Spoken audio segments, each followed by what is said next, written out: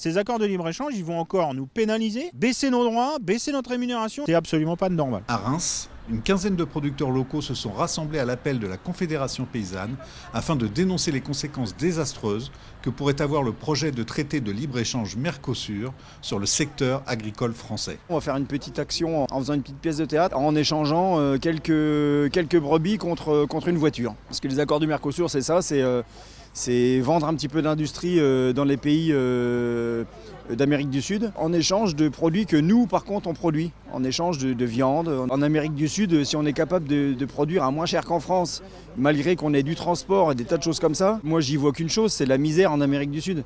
Parce que si on crée la misère ici, ça veut dire que le paysan de la Bolle l'a vendu encore moins cher que ce que nous, on est capable de le faire. C'est aller tout le temps au moins 10 ans. Et c'est des choses qui me révoltent un petit peu. Au-delà du projet d'accord de libre-échange Mercosur, les producteurs réclament l'application du prix plancher promis par le président Macron lors du dernier salon de l'agriculture.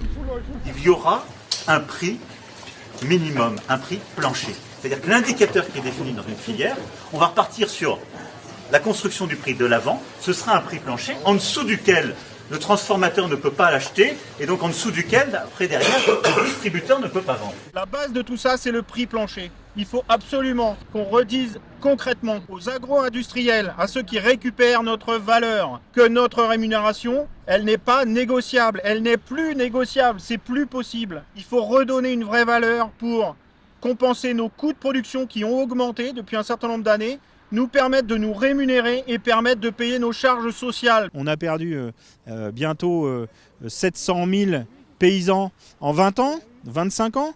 On nous annonce dans 10 ans une perte de 100 à 150 000 paysans. Il faut absolument arrêter cette hécatombe.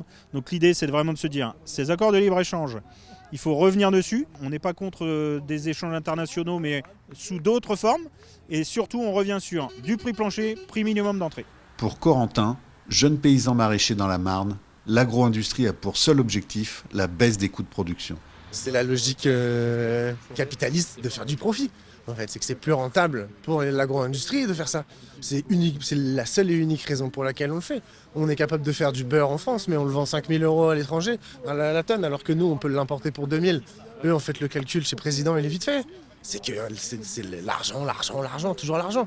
Mais quand il n'y aura plus rien à manger, en fait, l'argent, on n'en rêvera pas, hein, parce que quand il n'y aura plus rien à manger, ça sera mort. Hein.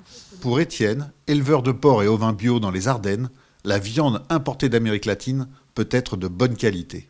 Tout ce qui est Brésil, Argentine, Uruguay, Paraguay, ils sont capables de produire de la viande avec à peu près la même qualité que nous, puisqu'ils ont des élevages très extensifs.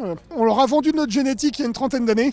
Donc aujourd'hui, ils sont capables de nous fournir de la viande de bœuf, de blonde d'Aquitaine, de Limousine, d'Angus ou quoi d'autre. En 2003, on avait été manifesté à Saint-Julien-en-Genevois pour du bœuf qui arrivait avec de la carcasse à 1 €. C'est même pas le prix de l'abattage. C'est les familles d'accueil, c'est pareil, c'était pas du 6 ans. C'est les familles d'accueil, c'est pareil, c'était pas du 6 ans.